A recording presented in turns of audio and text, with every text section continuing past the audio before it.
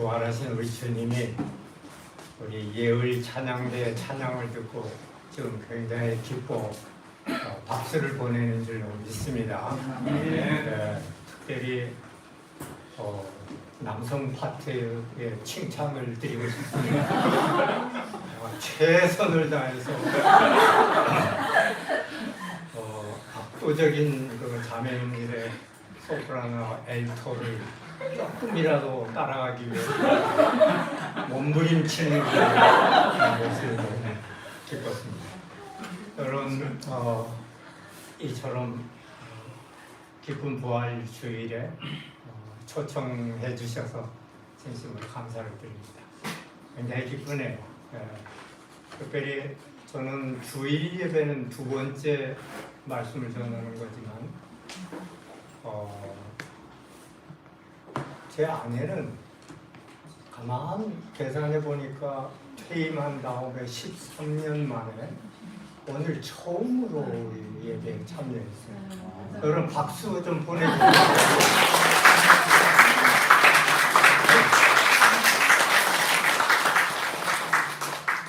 예수마을 섬기는데 저보다 더 공로자가 제 아내입니다. 알고 계셨나 모르겠는데 저는 전국을 돌아다니고 또 여기저기를 돌아다니라고 충성을 잘 못해서 늘 죄송한 마음이었는데 학원 복음화 협의회를 퇴임한 다음에 한 마지막 5년 동안은 풀타임으로 교회를 섬길 수가 있어서 너무 감사하고 기뻤습니다. 그런데 제 아내는 돌아보면 후회할 것이 없대요. 자기는 너무나 아름답고 생명 다 바쳐서 예수마을 청년들을 섬겼었기 때문에 조금도 후회가 없다고 그랬습니다. 그래서 여러분들 다시 한번 박수 좀 쳐줘요.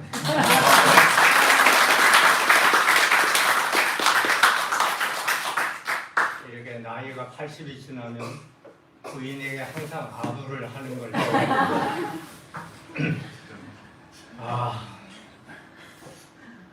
우리 주님 부활하셨습니다. 아멘. 정령.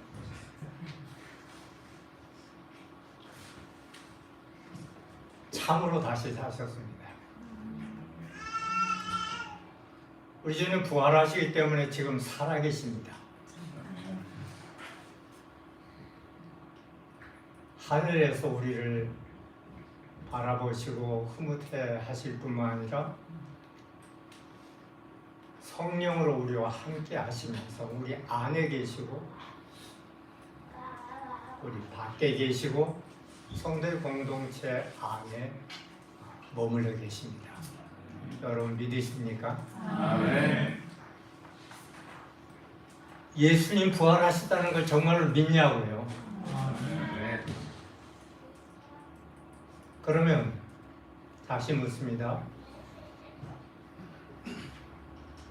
예수님 부활하신 것처럼 지금 살아계신 우리 예수님 앞에서 부활의 생명을 누리면서 살고 계십니까? 교리적으로 부활을 믿는 것과 입으로 부활을 고백하는 것과 부활의 생명을 맛보고 누리는 것은 분명히 다릅니다. 그렇게 우리가 생명력 넘치는 하나님의 자녀답게 살고 있을까요?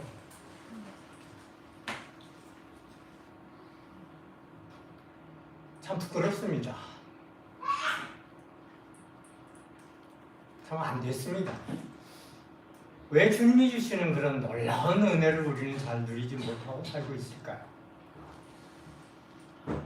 그런데 우리들만 그런 게 아닙니다.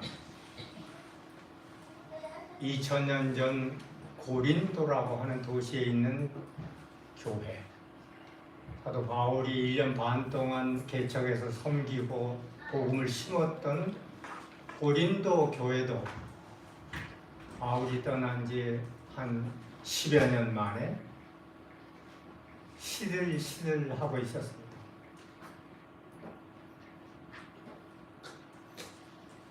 처음에 예수 믿고 거듭날 때의 감격은 어디로 갔는지 사라졌습니다. 하늘의 영광을 사모하면서 살던 그런 멋진 신앙생활의 기쁨은 사라졌습니다. 왜 그랬을까요? 고린도라고 하는 도시가 만만한 도시가 아니었습니다. 로마 제국 가운데서 제일 돈 많은 도시 중에 하나였습니다. 그리스도인들은 새벽부터 밤늦까지 일하지 않고서는 살 수가 없었습니다. 이제 자식을 낳아서 길렀습니다. 고린도는 의학이 가장 발달한 도시 중에 하나였고 문화적으로 철학적으로 가장 뛰어난 도시 중에 하나였습니다. 그런 데서 우리 자식 좀 성공시켜야 되지 않겠습니까? 그러니까 공부시키느라고 힘들었을 겁니다. 돈 버느라고 힘들고 일하느라고 힘들고 아프고 병들고 사회에서 경쟁 생활이라고 하는 것은 굉장히 벅찼습니다. 성령 충만한 삶이 아니라 이제 메말라 가기 시작했습니다. 마치 사람이 노인이 되면 옛날에 팔팔 하던 게 사라집니다. 저도 이곳에 와서 말씀을 준비하기 위해서 전과 같이 시간을 썼다가는 바로 졸도합니다. 지쳐요.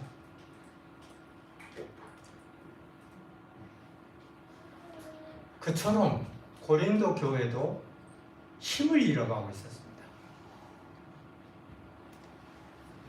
사도 바울이 와서 증거한 하나님의 말씀, 사도 바울이 증거한 예수 그리스도의 십자가와 부활의 복음,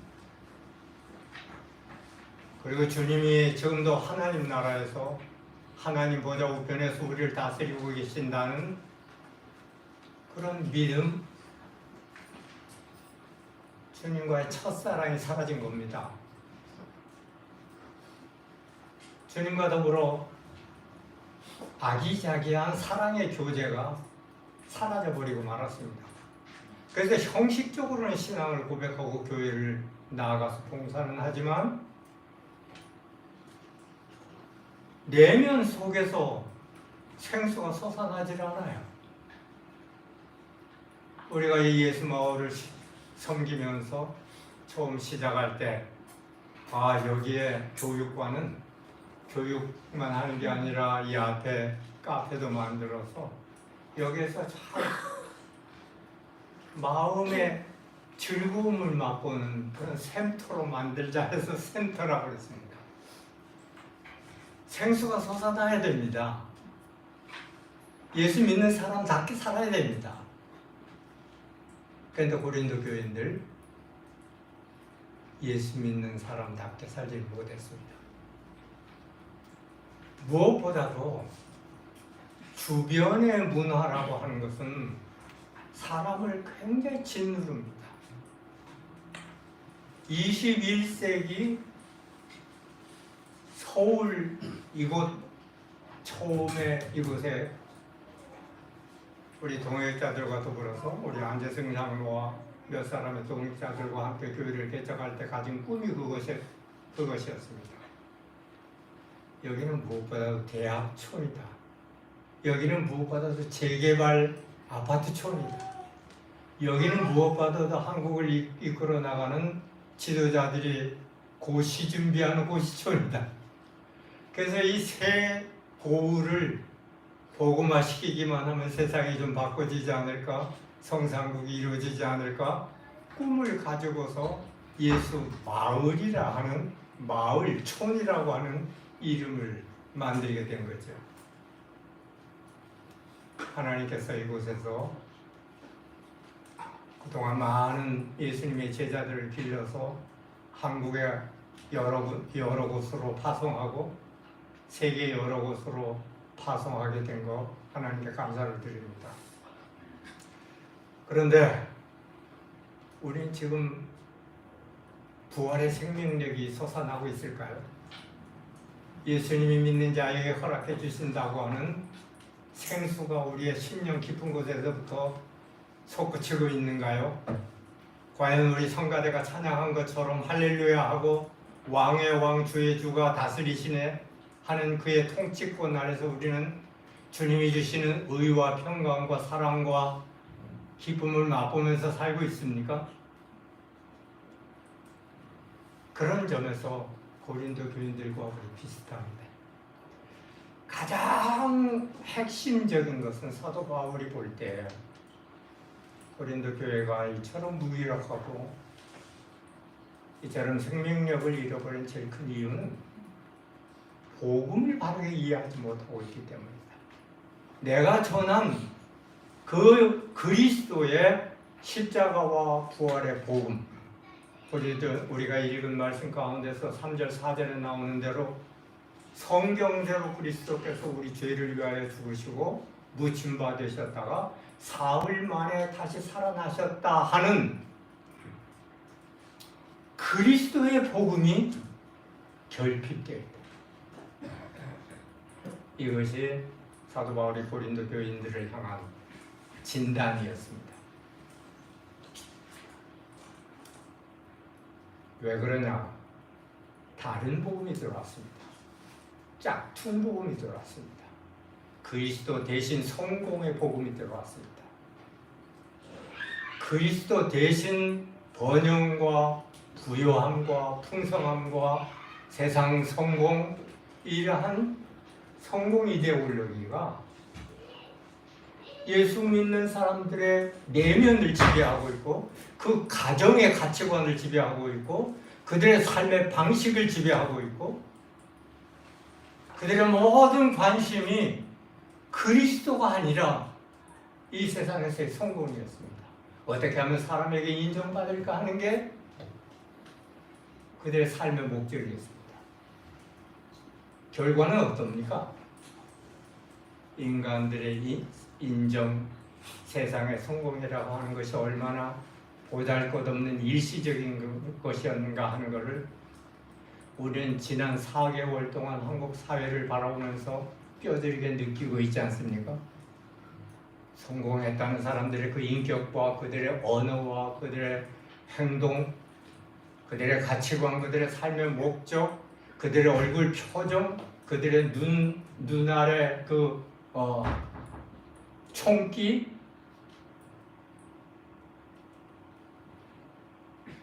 이것이 아마 한국의 대부분의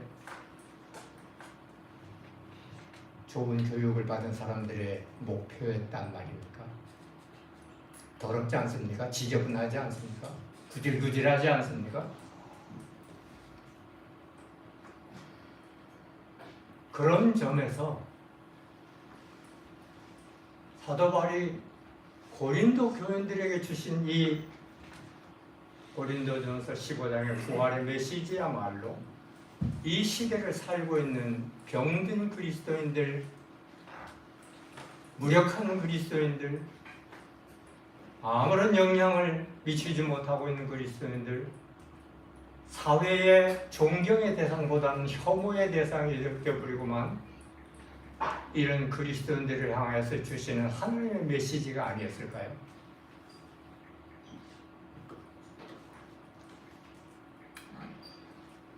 바울은 먼저 1절과 2절에서 내가 너희에게 전한 복음 내가 다시 일깨워주고 싶다. 이 복음 위에 너희들이 서 있어야만 구원을 얻을 수가 있다.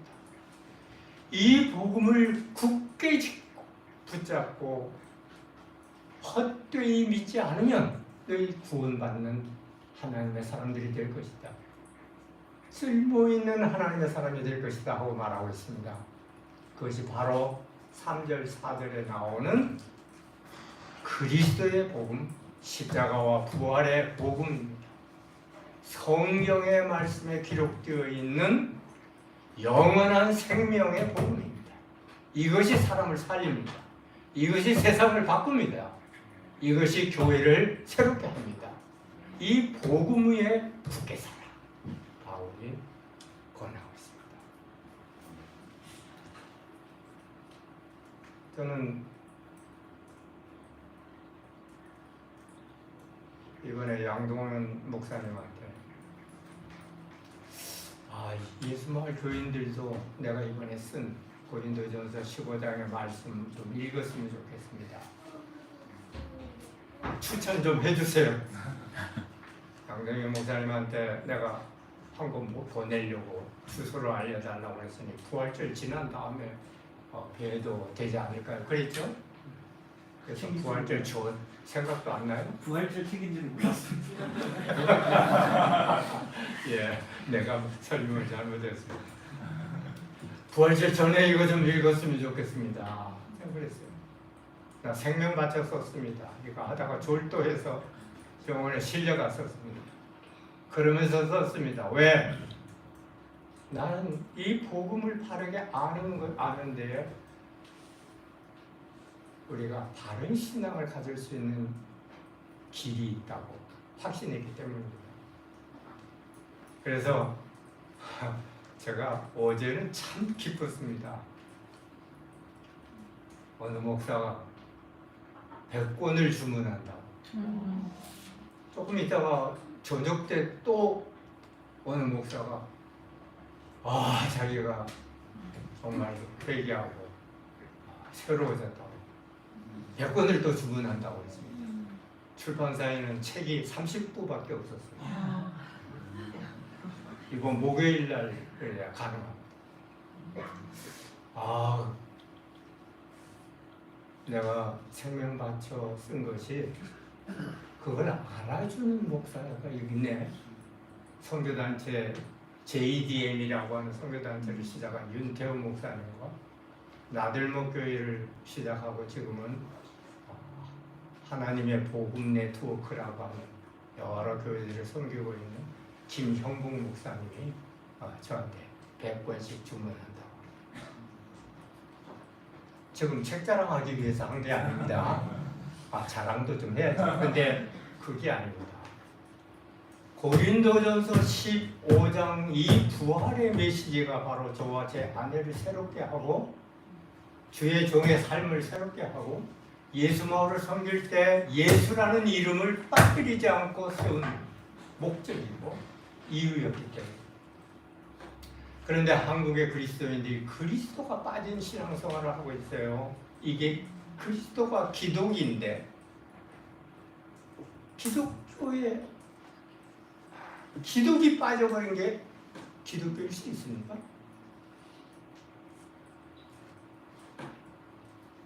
교회 강당에서 예수가 그리스도인 것이 선포되지 않고 있습니다.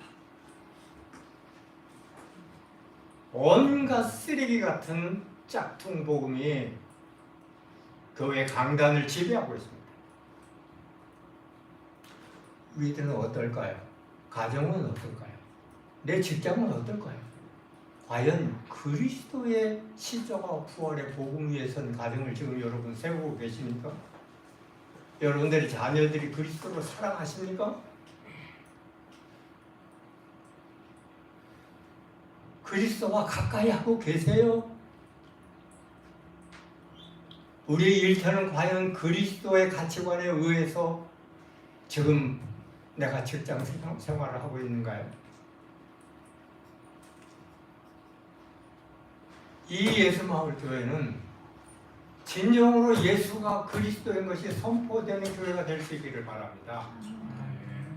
그리스도가 높임을 받고 그분 앞에 무릎을 꿇고 그분에게 찬양을 돌리는, 그리고 오늘 우리가 처음으로 찬송 함께 부른 대로 빛나고 높은 보좌 위에 계신 그 주님이 나를 다스리고 책임지시고 앞날도 인도하시고 영원한 생명을 주시고 하나님 나라를 주신다는 그 믿음 가운데 세워지는 신앙생활, 그러한 교회생활 이룰 수 있어야 될 것입니다. 그런 점에서 개인이 새로워지고 공동체적으로 새로워져서 우리가 처음 예수님 만났던 그 감격을 새롭게 하고 교회를 처음 세울 때 그 꿈을 새롭게 하고 이걸 가리켜서 초기화 작업이라고 그러죠. 컴퓨터의 초기화 고장나면 초기화하면 되게 다 리세트가 되고 출발하게 됩니다. 우리 인생도 리세트가 필요해요. 그런 점에서 예수님, 부활하신 예수님을 직접 만나서 그들의 인생이 바꿔지고 그들의 삶의 목적과 방향이 완전히 달라지는 리셋된 이런 하나님의 사람들이 있습니다. 대표적인 사람들이 바로 부활의 증인들입니다. 사도 바울은 500명 넘는 증인들이 있다고 얘기한 다음에 무엇보다도 거기에서 두 사람을 강조하고 있는 듯 합니다. 첫째는 게바입니다. 베드로입니다. 두 번째는 자기 자신입니다. 자, 베드로가 부활하신 예수님 만나기 전에 어떤 상태에 있었던가 기억하지요? 우리 주님이 십자가에서 죽게 되니까 절망하고 있었습니다. 두려워 도망하고 숨어 있었습니다. 예수님을 부인했다는 죄책감에 시달리고 있었습니다. 살아있으나 죽은 자 같이 지내고 있었습니다. 부활하신 예수님을 만나게 되었을 때 물고기 잡으러 간 베드로를 찾아오신 그 예수님, 부활의 새 아침에 베드로에게 와서 조반을 먹어라. 네가 나를 사랑하느냐? 내 양을 치라. 너는 나를 따르라. 이 예수님을 만나고 주의 음성을 들었던 베드로는 완전히 새 사람이 되었습니다. 그래서 복음서에 나오는 베드로와 사도행전에 나온 베드로가 같은 사람인 것이 의아할 정도로 달라졌습니다. 부활하신 예수님을 만나고 부활하신 예수님께서 승천하셔서 부어주신 부활의 영, 그 성령을 받았을 때 그는 권능받고 변화되고 새 사람 되고 부활을 믿는 것에 그치지 아니하고 부활을 살고 부활을 삶으로 증거하고 부활을 입으로 증거하는 그런 하나님의 종이 되었습니다. 그가 후에 베드로 전서를 쓰고 무엇이라고 고백하고 있죠? 예수 믿는다고 고난을 당하고 있는 1세기 그리스도인들을 향하여서 베드로가 무엇이라고 위로와 격려와 소망의 메시지를 보냅니까? 우리 베드로전서 1장 3절 4절 한번 읽어보겠습니다. 나옵니까? 14절부터 17절로 주셨습니다.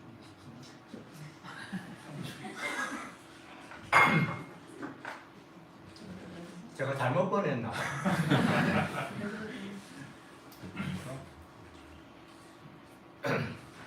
옛날 개혁성경대로입니다. 다 같이 따라서요. 외워보겠습니다. 찬송하리로다. 우리 주 예수 그리스도의 아버지 하나님이 그 많으신 긍휼대로 예수 그리스도를 죽은 자 가운데서 부활하게 하심으로 말미암아 우리를 거듭나게 하사 산 소망이 있게 하시며 썩지 않고 더럽지 않고 쇠하지 않는 기업을 잊게 하시나니 곧 너희를 위하여 하늘에 간직하신 것이라.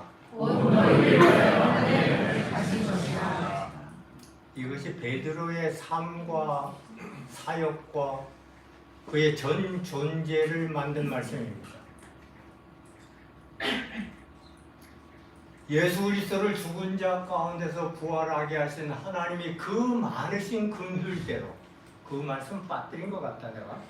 그 많으신 긍휼대로 예수 그리스도의 죽고 부활하심으로 말미암아 우리를 거듭나게 만들어 주셨어요. 거듭난다는 말이 무슨 말이죠? 결심 다시 한다는 말입니까? 아닙니다. 영적으로 새 생명을 얻게 된다는 말입니다. 우리는 예수 믿기 전에는 육적으로는 다 살아있지만 영은 죽어 있었습니다. 그 말이 무슨 말입니까? 내 생명의 창조주 되시는 영이신 하나님과의 교제가 끊겨 있는 상태, 배터리가 다 없어진 상태, 전원에 플러그를 꽂지 않는 상태. 이게 바로 겉으로는 살아있고 육체적으로는 생명을 가지고 있지만 영으로는 죽은 상태에 있는 인간의 실존 모습입니다. 그렇기 때문에 사도 바울은 에베소서 2장 1절에서 너희의 허물과 죄로 죽었던 너희를 살리셨도다 그랬어요. 우리는 허물과 죄, 하나님을 모른다 하고 하나님은 상관없다 이렇게 살던 모든 허물과 죄 때문에 우리는 영적으로 죽어있는 상태였습니다. 그러나 예수 그리스도를 죽은 자 가운데서 다시 살리심으로 말미암아 이 예수를 믿는 사람들은 그 예수 그리스도의 부활 생명이 믿는 자 안에 와서 우리를 살려내는 겁니다. 무덤에 묻혀서 죽은 예수를 하나님이 다시 살리신 것과 꼭 마찬가지로 예수 믿는 우리들은 믿는 그 순간에 영을 살려주십니다. 그러면 제일 먼저 하나님이 내 아버지라는 것, 그걸 믿게 됩니다. 부르게 됩니다. 그래서 전에 사도 바울은 로마서 8장에서는 두려움의 종의 영에 따라서 살던 우리가 이제는 하나님을 아빠, 아버지라 부르짖느니라 하고 있습니다. 저기 어린이 마당, 아이들 마당에 있는 우리 아이들이 아빠 하고 아빠를 찾듯이 우리가 예수 믿게 되면 하나님을 아버지라고 부르게 되는 거예요. 거듭난 하나님의 자녀들에게 주어지는 축복이 많이 있습니다. 사도 바울은 여기에서 우선 두 가지를 말하고 있죠. 첫째는 거듭나게 해서 산 소망을 주신 거예요. 산 소망이라고 하는 것은 내가 이 땅에 사는 날 동안에도 하나님의 자녀로서 하나님의 사랑받고 산다 하는 진정한 정체성을 누릴 뿐만 아니라 이 세상에 우리가 얻으려고 노력하며 성공하기 위해서 몸부림치며 밤잠 안 자고 공부하고 여기까지 애를 쓰면서 와서 그래서 남들이 볼 때 성공했다고는 하는데 내가 나를 볼 때는 참으로 초라하기 짝이 없고 불만이 많고 참 영혼에 진정한 만족이 없는 상태가 얼마나 많습니까? 이 세상에 있는 것 치고서 썩지 않을 거 뭐가 있어요? 더럽지 않을 거, 쇠하지 않을 거, 낡아지지 않는 거 없습니다. 여러분 이승장이가 이렇게 쭈글쭈글 할 줄 알았어요? 그때만 해도 내가 우리 최가필 집사람 비슷했어요. 최가필 집사가 20대 말이었나 30대 초인가 런던에 왔는데 제가 런던에서 목회할 때 이 나승희 집사가 왔는데 모두 이 아이들이 이렇게 왔나 그랬어요. 근데 지금 보니까 많이 쇠해지고 있어요. 썩지 않고 더럽지 않고 쇠하지 않으니까 아무것도 없습니다. 내가 흙으로 돌아갈 때 가지고 갈 수 있는 것 아무것도 없습니다. 근데 왜 우리는 노예 생활을 할까요? 아 정말 왜 남의 인정받으려고 그렇게 노예 생활할까요? 우리 부모님을 기쁘게 하기 위해서 왜 노예 생활을 할까요? 내 아내를 기쁘게 하고 남편을 기쁘게 하기 위해서만 왜 살아야 될까요? 우리는 그렇게 살기에는 너무 고귀한 존재입니다. 하나님의 형상대로 지음을 받은 자들이요, 하나님의 아들 예수 그리스도의 십자가로 우리의 죄가 사함받고 새 생명 얻은 주님의 생명과 이 바꿈질한 교환한 그러한 고귀한 인생이에요. 아무렇게나 살 수 있는 존재가 아닙니다. 내가 얼마나 고귀한 존재인데요. 내가 얼마나 소중한데요. 하나님이 보실 때, 하나님이 예수님 세례 받을 때 바로 하신 말씀이 그거 아닙니까? 너는 내 사랑하는 아들이라 내가 너를 기뻐하노라 그랬어요. 하나님이 우리를 바라보실 때 그렇게 보세요. 너는 고귀한 자다. 내 아들이다. 내 딸이다.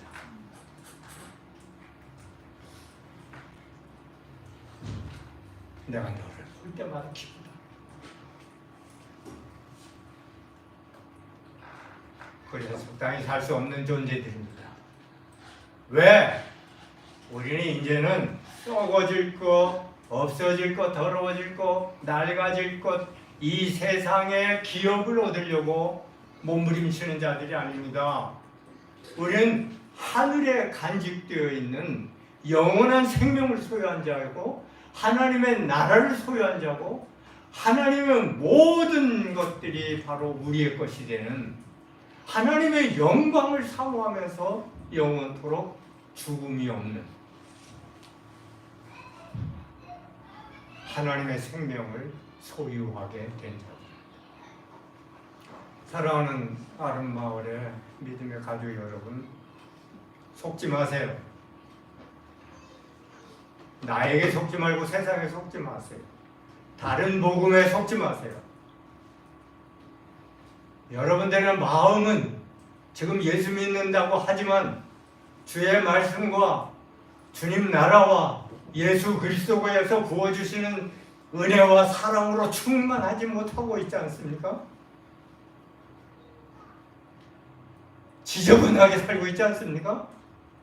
너무 복잡하게 살고 있지 않습니까? 너무 시달리면서 노예처럼 사는 거 아닙니까? 하나님이 보실 때 너무 안타까워요. 베드로가 부활하신 주님이 나에게 주신 그 은혜가 무엇이냐? 거듭나서 살아있는 희망을 간직하게 되었고 영원한 하나님 나라를 소유하게 되었고 우리는 상속받을 때 하나님의 자녀로서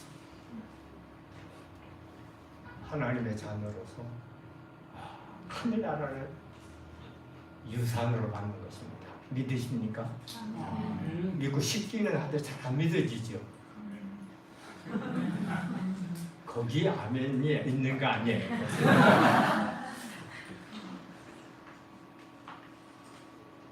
제가 우리 아이들한테 그랬습니다. 나는 유산을 마이너스 1억만 하고 그랬어요. 그때 잘못 생각했어요. 그때는 1억이 굉장히 큰 돈이었는데 지금 말하자면 100억쯤 해야 되는데 내가 100억만 마이너스하고 갈게요. 그때 약속을 잘못해서 마이너스 1억밖에 못 할 것 같아요.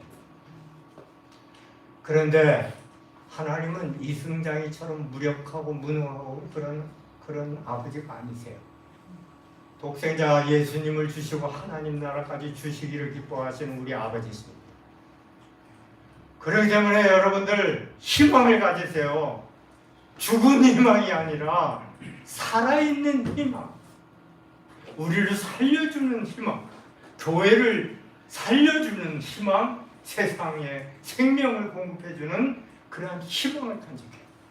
베드로가 그러한 부활의 증인이었습니다. 바울은 또 어떻습니까? 10절에서 그랬죠. 나의 나된 것은 하나님의 은혜라.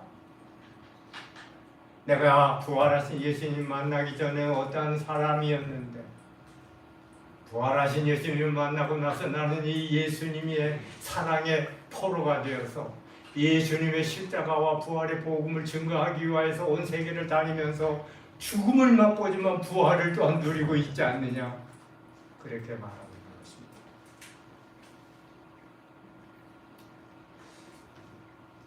현대에도 이러한 부활의 증인들이 많습니다. 여러분, 제가 오늘 지난 13년 동안 설교 제대로 못한 거 다 하려면 10시간은 필요합니다. 근데 1시간 내로 끝낼 테니까 시간 없는 분은 그냥 조용히 나가면 돼요. 제가 청년부 설교는 대개 1시간에서 1시간 반씩 했는데 오늘은 많이 절제해서 그렇게 안 하면 제가 또 아파요. 할 수 없이라도 1시간만 합니다. 양 목사님 괜찮습니까? 저는 괜찮습니다.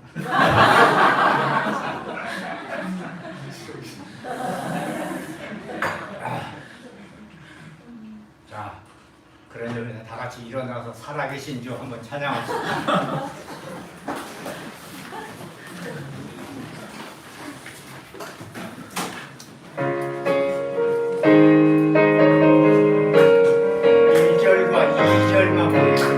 가사 생각하면서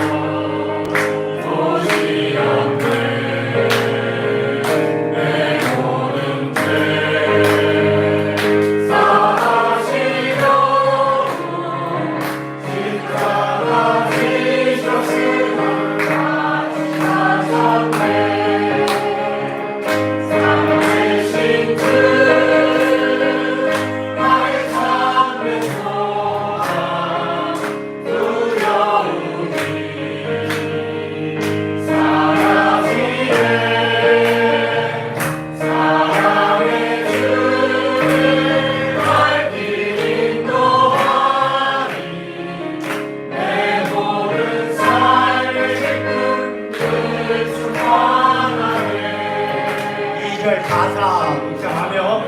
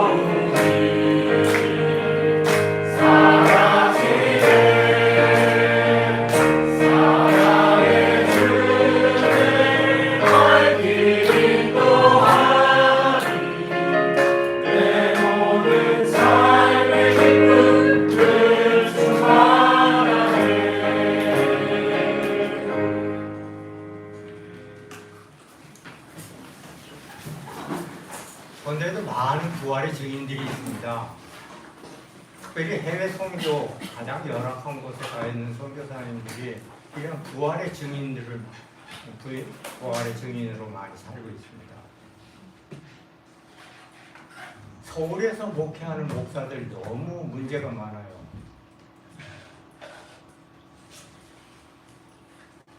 예수의 부활을 증거를 안 해요. 예수의 부활을 믿는 자답게 살지를 못해. 그런 점에서 저는 지난번에 유튜브에서 어느 분의 강의를 듣고서는 나 잘 몰라요 그분을. 그러나 학원 하시는 분은 다 알 것 같아요. 메가 스타디 손주은 회장. 어린 시절부터 믿음으로 자랐는데 그 학원 강사해가지고 한 달 수입이 한 10쯤 오를 때였다고 했습니다. 36살 때인데 노량진 쪽에 자기 가족이 같이 차 타고 가다가 교통사고 나서 바로 9일 만에 딸이 죽었다던가요. 그리고 몇 개월 만에 아들도 죽었어요. 그때 아들, 딸 하나씩 있던 때인데요. 그런데 그 사건은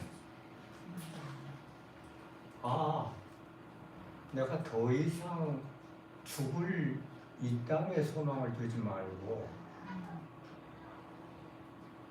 하나님 나라에 소망을 두고 살아야 되겠구나 하는 인생의 방향을 바꾸게 만든 그분의 표현으로 삶을 리세트했다고 표현해요.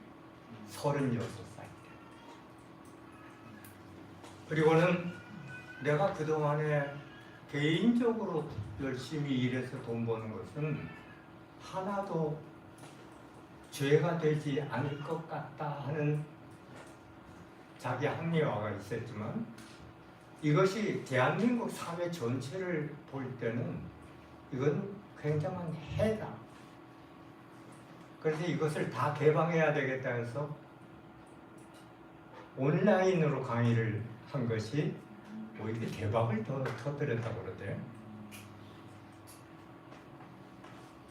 돈 없는 사람도 내 강의 들을 수 있도록 온라인으로.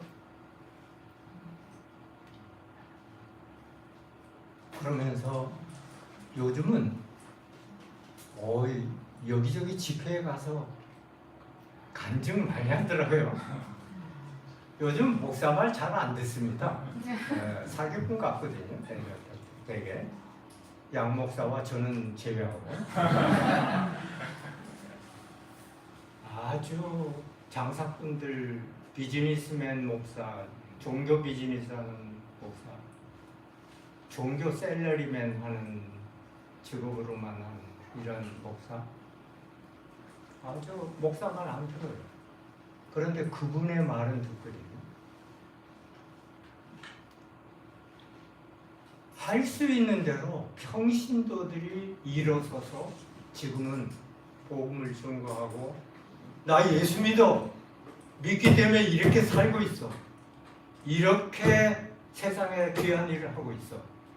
이렇게 사는 사람들이 많이 나와야지. 자기가 돈 잘 벌고 자기가 무슨 좋은 아파트, 넓은 아파트 살고 좋은 차 가지고 살고 세상에 성공했다고 하고 매한 가족들 여행 다니고 여행도 다니려면 자전거 여행 조현정 집사가 잘하는 돈 안 드는 여행 좀 하는 건 괜찮은데 그렇게 여행 다니는 거 잘하고 다니고 이거 참 구질구질해요. 이게 삶이 하나님이 우리를 그런 식으로 시시하게 살라고 이 세상에 보내고 예수님을 통해서 우리를 구원한 게 아니에요. 하나님의 자녀답게 살아야 되는데 그렇지 못해요. 왜 그럴까요? 부활하신 주님 만나지 못하기 때문에, 살아계신 주님과 교제가 없기 때문에 그래요. 살아계신 주님과 교제하게 되면 여기 찬양 쓰는데 Because He lives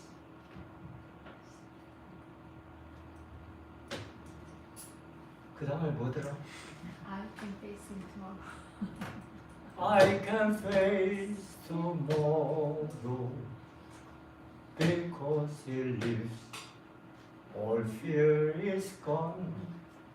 네, 주님이 지금 살아계시기 때문에 그분과 사랑의 교제가 있는 한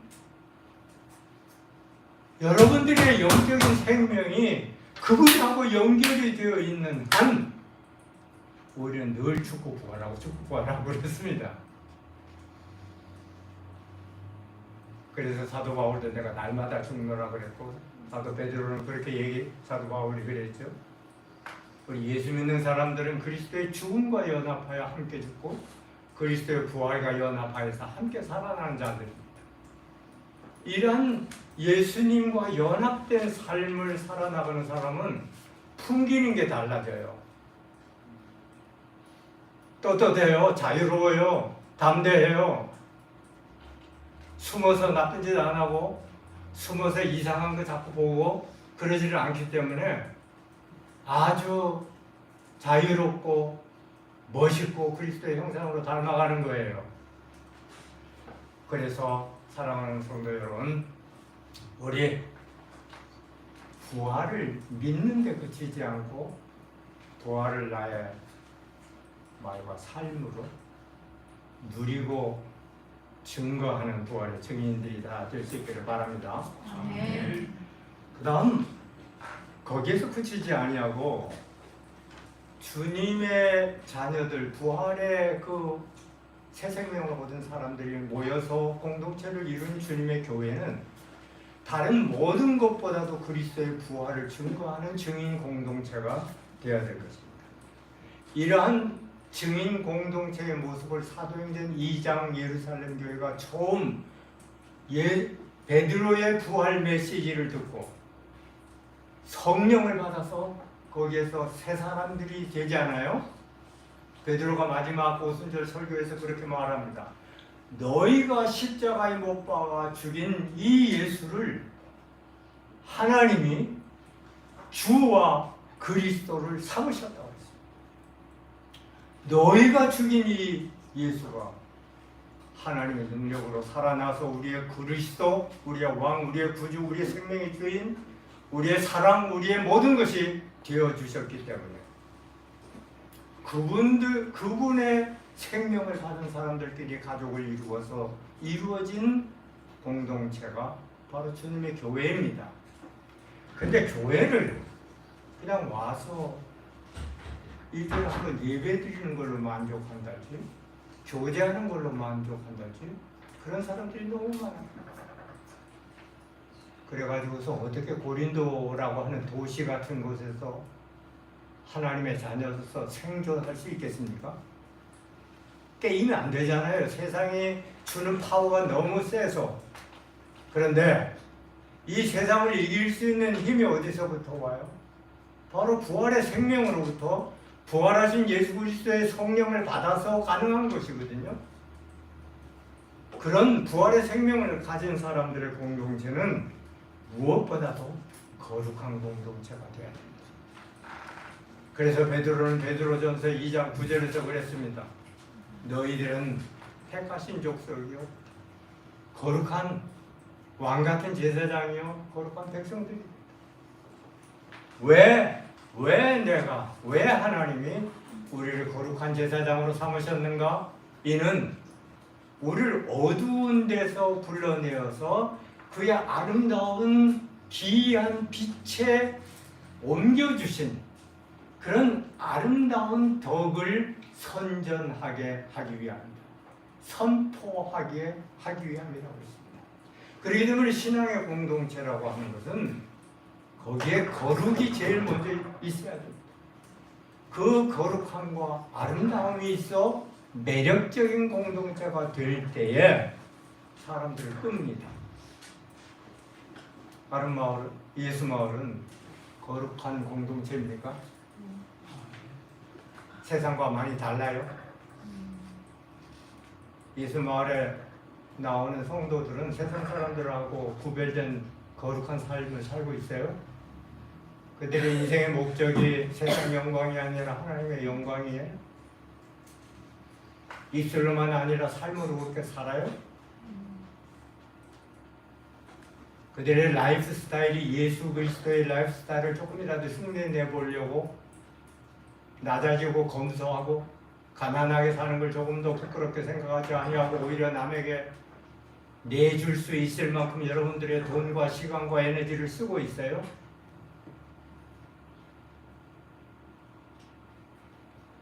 이런 세상하고 전혀 구분이 되지 않는 사람들 모임에 무슨 거룩함이 있고 무슨 아름다움이 있겠습니까? 무슨 매력이 있겠냐고요. 매력이라고 하는 것은 그냥 생기는 게 아닙니다. 예수님께서 요한복음 12장 32절에서 그렇게 말했습니다. 내가 높이 들리게 되면 그 다음에 세상 만민들 모든 사람들을 나에게로 이끌겠노라 그랬어요. 그때 이끌겠다 하는 말이 매력을 말하는 겁니다. 매력은 예수님이 십자가에 죽으셨을 때 그 사랑에 감동이 돼서 사람들을 끌게 되는 거예요. 내가 죄로 말미암아서 영원히 저주받은 자였고 죄책감과 죄의식과 허무감에서 무의미한 인생의 그 방황 속에 있을 때에 예수님이 내 인생에 찾아오셔서 죄 가운데 있는 나를 찾아오셔서 구원해 주시고 내 죄 용서해 주시고 죄의 권세로부터 자유케 하시고 나에게 새로운 삶의 목적과 삶의 방식을 알려주신 이 예수님을 만나게 될 때 우리는 예수님께 끌려가죠. 여러분 이승장이가 이렇게 목사하게 생긴 지금은 인상이 달라졌어요. 나는 표독한 이기주의자였어요.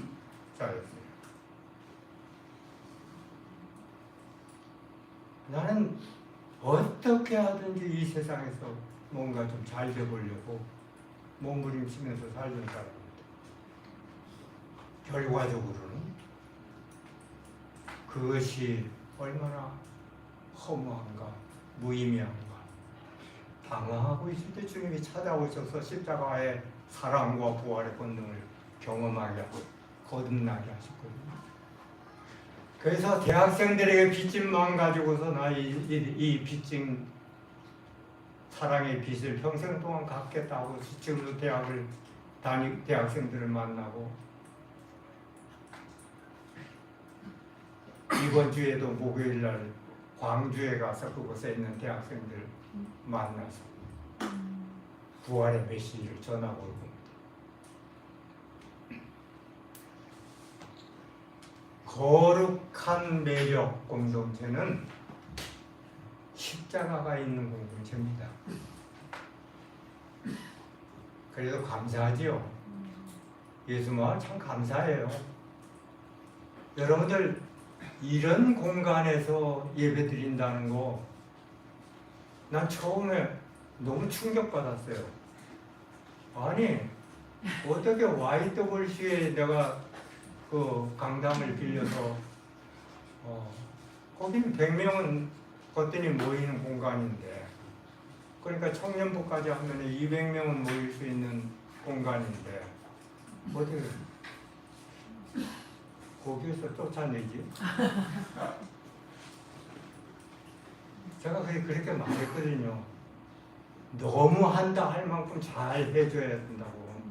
교회가 나가면 우리 큰일이다 할 만큼 헌금도 많이 하고 막 선물도 주고 사랑으로 하고 회의에도 참석하고. 예. 물론 하나님의 특별한 계획이 있어서 이곳으로 인도했는데 이곳이야말로 요즘 서울에서 여러분 같은 고학력자들이 모이는 교회로서는 아마 제일 말구유에 가깝지 않습니까? 화장실에서는 말똥 냄새가 나잖아요. 나 이런 화장실 가본 지 오래됐어요. 누구 헌금해서 좀 싹 고치세요. 자기 집들 잘 가꾸면서 왜 여기는 그대로 놔둬? 설교하다가 내가 왜 화장실 십자가가 있냐는 거예요. 그 매력 공동체라. 그래서 화장실이 어쨌든 뭐든 이곳에 십자가 사랑이 있으면 사람이 모이게 돼 있어요. 먼저 가기 전에 모이게 돼 있다고. 와, 거기에 있는 사람들은 목사도 성도도 모두 정말 매력 덩어리다. 십자가에 사랑이 있다. 거기에 거룩함이 있고 거기에 겸손이 있고 거기에 사랑이 있고 무엇보다도 희생이 있어야 돼요. 이 얘기는 안 하려고 했는데 그래도 예화니까 한번 해야 되겠네요. 우리 청년들 가운데서 초기 멤버 가운데 예수마을 청년부에 무지무지 가난한 형제 자매가 결혼을 하게 됐어요. 아버지도 양복 한 벌이 없는 분이셔요. 신혼여행을 갈 돈이 하나도 없는 거예요.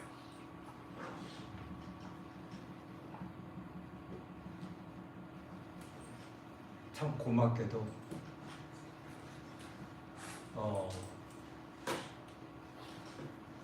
그때 400만 원 이상을 줘서 결혼식을 이루었어요. 그래서 그 다음부터는 내가 결혼 주례를 할 때마다 야 주례비 100만 원씩 가지고 와 그랬어요.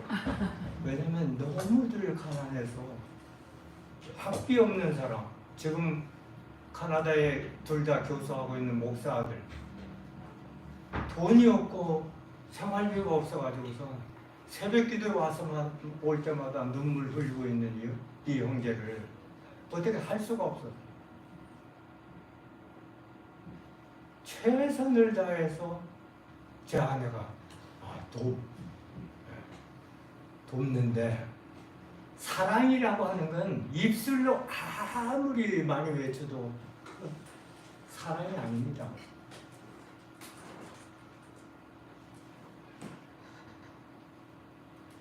돈으로 표현돼야 되고 몸으로 표현돼야 되고 시간으로 표현돼요.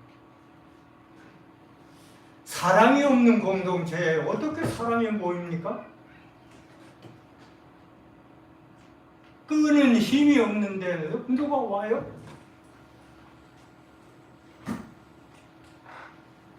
여러분들의 인생도 마찬가지입니다. 저는 여기에서 내 아들이 사준 아파트 지금 오면서 그 아파트 앞으로 이제 왔는데 예수마을하고 너무 가까워가지고 후임 목사님한테 부담이 될 것 같아서 기도하고 많이 하다가 집 팔아서 저쪽에 교회 개척한다고 약수동으로 갔는데 거기는 여기 판 돈으로 거기는 전세밖에 안 되는 거예요. 난 지금도 전세 삽니다. 이 나이에 나 정도의 목사가 전세 사는 사람 나 아직까지 못 봤어요. 여러분 이 성장이 훌륭하지 않습니까? 하나도 부끄럽지 않습니다. 왜? 내가 예수 섬기기 때문에 일부러 가난해지려고 목숨 걸고 지금까지 살아온 사람인데 그래서 우리 예수마을이 진정으로 교회다운 교회 부활의 증인들의 공동체가 되려고 하면 부활의 전제 그것은 십자가의 죽음입니다. 십자가의 죽음이 없는데 어떻게 부활이 와요? 십자가의 죽음을 경험하지 못했는데 어떻게 부활의 능력을 경험하냐고요.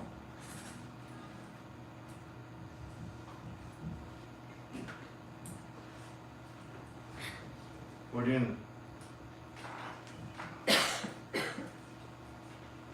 다 부활하신 주님이 장차 다시 오실 것을 신앙 고백을 하는 성도들입니다. 여러분 주님이 다시 오실 것을 믿으십니까? 주님이 약속하셨기 때문에 믿는 겁니다. 주님이 다시 오실 때 양과 염소를 딱 나누듯이 이 땅 위에서 자기만을 위해서 산 사람과 가난한 사람들을 돌본 사람과 딱 나누어 가지고 심판하신다고 그랬습니다. 난 예수 믿었으니까 이제 나는 예수 믿으니까 구원은 영원한 생명 따놓은 거야. 아닙니다. 여기에 2절에 나오죠. 헛되이 믿지 아니하느니 조건절이에요. 주님의 심판을 의식하면서 이 땅에 사는 사람과 그렇지 않은 사람은 앞에 시험이 있을 때 공부하는 것과 안 하는 것과 비슷한 거예요. 그래서 주님의 심판대 앞에 우리가 설 때 부끄러움 없이 나의 삶을 얘기할 수 있을 만큼 나는 정직한 진실한 삶을 살아나갈 때 바로 거룩한 매력 공동체를 이룰 수가 있는 거룩한 성도가 되는 것입니다. 이렇게 된 다음에 주의 일을 더 많이 하라고 그랬어요. 사도 바울이 마지막으로 고린도 교인들에게 부탁하는 것은 주의 일을 더 많이 하라. 58절 다 같이 한번 외울 수 있죠? 주의 일은 어떤 일이죠? 주의 일은 성경 저자들은 예수님이 마태복음 9장 35절 이하에 보면 그 하신 일이 몇 가지가 있어요. 첫째는 두루 다니면서, 그래서 주님의 일을 할 때는 우리 양동현 목사님 요즘 신방, 개인 신방 많이 하듯이 두루 다녀야 돼요. 응? 두루 다녀. 여행 많이 다니면서 해. 두 번째는 회당에서 가르치시고 성경 가르치는 거예요. 세 번째는 하나님의 나라 복음 선포하는 거예요. 그 다음 네 번째 병든 자 고치는 거예요. 다섯 번째 추수할 일꾼들 제자들을 양성하는 거예요.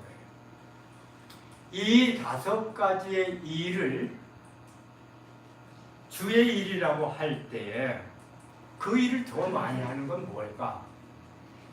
제 책 111쪽에 나왔으니까 여러분들 참고로 다 읽어보세요. 111 그렇게 적어놔요.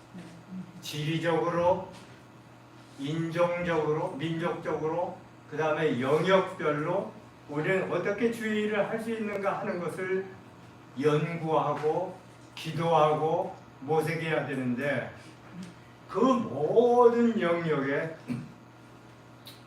주님의 십자가와 부활로 이루어지는 하나님 나라의 가치가 실현돼야 됩니다.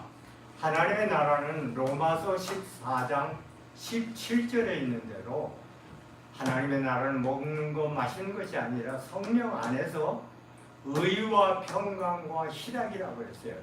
그래서 내가 있는 곳에 의가 먼저 있어야 돼요. 그 뒤에 평강과 희락은 그 뒤에 따라오는 것일 수도 있어요. 왜 우리 사회가 이 모양 이 꼴인가? 정의가 실현되지 않았기 때문에. 지도자들이 정의를 실현하지 않고 거짓을 행하고 지도자들이 백성을 이용해서 자기의 권세와 이권을 챙기고 있기 때문에 정의가 없는 사회. 그렇기 때문에 내가 있는 곳에서 정의로운 사회를 이루어 나가도록 힘쓰는 것은 목사가 직장을 안 다니고 풀타임으로 교회 일들을 하고 있기 때문에 선교를 돕고 있기 때문에 이 주의 일꾼들은 지금은 평신도해야 됩니다. 그래서 평신도가 복음을 전하고 주의 일을 해야 되는데 나는 목사 아닌데 난 평신도인데 이렇게 하고 합리화하는 거짓된 삶을 인연에 청산하세요. 저는 아름마을 교회를 개척해서 많이 모일 때 60명까지 모였습니다. 탈북자 청년들을 처음에 좀 잘 돕다가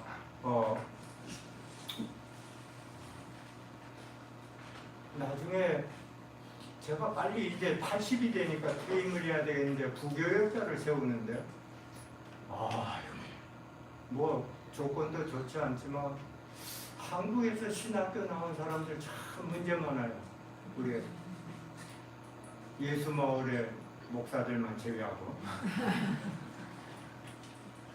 청년 때는 그렇지 않았는데 신학교 갔다 온 다음에는 대접받으려고만 하고 또 자기 삶과 자기의 가정이 먼저고 주님의 자녀들과 주님의 일이 먼저가 아니더라고요. 그리고 성경을 너무 몰라. 그 설교를 도저히 들을 수가 없어. 그래서 해산해버렸습니다. 2년 전에 각자 자기 있는 곳에서 알맞는 자기 교회 찾아라. 그리고 남은 자 5가정이 이제 평신도 교회를 시작을 했습니다. 이게 언제까지 갈려나 그랬는데 지금까지 잘 이어지고 있고, 평신도 교회는 한 달에 한 번 정도쯤 아니면 2달에 한 번쯤 거기에 참여하는 사람이 말씀을 전합니다. 교대로 전하는데 뭐라고 간증을 하냐면, 내가 1년 교회 다닌 것보다 이 설교 한 편 준비하면서 나는 말씀을 준비하고 말씀대로 산다는 게 무엇인가를 알게 됐다. 훨씬 더 많은 것을 보게 되고 성장하게 되었다. 나는 이 하른마을, 예수마을 공동체도 평신도들 리더십을 그동안에 존중하기 위해서 내가 청년부의 부장집사는 늘 한 달에 한 번씩 설교를 시켰어요. 안재성 장로도 많이 하고, 김인강 집사 많이 하고, 조영원 집사 많이 했는데 일반 목사들보다 훨씬 수준 높은 설교자들이에요, 이분들. 물론 은사를 받은 사람들이 있고 그렇지 않은 사람도 있지만, 나는 할 수 있는 대로 이 순모임도 정말 리더들이 말씀의 사람들로 나서서 주의를 해나가야 됩니다. 그래서 결론입니다. 지금 전도가 잘 안 되는 시대인데 어떻게 전도해야 되죠? 우선 우리가 성경 잘 알아야 되고, 복음에 깊이 젖어들어서 복음을 살아야 되고, 그리고 구체적으로 몇 가지 힘써야 됩니다. 첫째는 기도입니다. 골로새서 4장에 보면 사도 바울도 나에게 기도의 문이 열리도록 너희들 기도해 주라고 그렇게 부탁합니다. 주여, 나에게 기도의 문을 열어주세요. 10년을 이 직장을 다녀도 단 한 사람도 전도를 안 하는 이런 정말 이기적인, 예수님의 사랑이 없는, 영혼에 대한 사랑이 없는 이러한 그리스도인들이 한국교회에 가득 차서 한국교회가 영영 아닙니까? 기도의 문을 열어달라고 기도하면 열어줘요. 어떨 때는 잘 안 될 때도 있어요. 저도 이제 우리 아파트 1호, 2호, 3호 있는데 1호 자매에게 제 아내가 이번에 나온 책을 가지고 부활절을 앞두고 2주 전쯤에 전도를 하러 갔어요. 그동안에 그 아기를 하윤이와 세윤이를 내가 또 얼마나 이뻐하고, 나는 꼭 전도하기 위해서만이 아니라 사랑하기 때문에, 젊은 사람이니까. 근데 전도가 안 되더라고요. 이사를 가버렸는데 인사도 없이 가버렸어. 나 상처 지금 많이 받아가지고 아직 치유가 덜 됐는데, 지금 그만큼 어려운 시대라는 거죠. 근데 저 지금 90대 할아버지와 80대 내 ROTC 선배가 이 아파트 존에 있어가지고 기도하기 시작했어요. 근데 이것도 보통 힘든 게 아니에요. 90대 그 할아버지를 만났다 그러면 자기 어렸을 때 어떻게 분노 라떼는 하고서는 이제 시작이 되면 저희 인내심의 바닥이라고.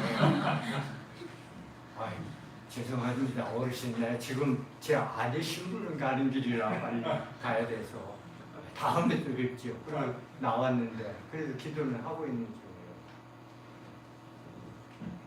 복음을 부끄러워하지 맙시다. 복음을 전해서 안 받아들이는 것은 그 사람 책임이지만, 전하지 않는 우리는 주님 앞에 가서 반드시 심판받습니다.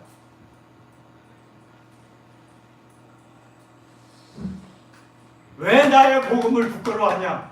왜 나를 부끄러워하냐? 예수님이 가슴을 치세요. 내가 그렇게 부끄러우냐?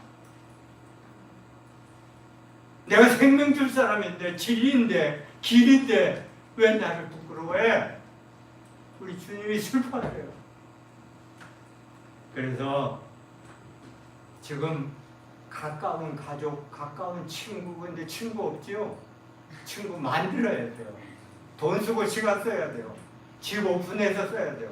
나는 지금까지 제가 하고 싶었지만 하지 못한 것도 있는데, 영국에서 그 대학생 사역을 배울 때 어디 가서 보니까 그 단체는 UCCF라고 University St. Colleges Christian Fellowship이라고 하는, 거기 학사들이 크리스마스 시즌은 영국에서는 대개 한 2주 정도는 쉽니다.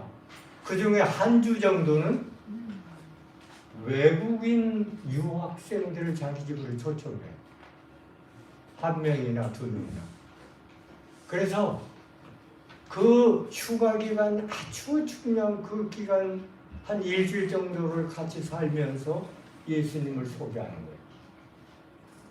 이야, 우리도 저기 얼굴 검으신 분, 얼굴만 아니라 몸도 검으신 분을 우리 집에 하루 초청해서 같이 밥 먹고 지낸 적이 있지만 참 이상한 냄새 나고 하여튼 같이 있는 게 쉽지는 않아요. 그러나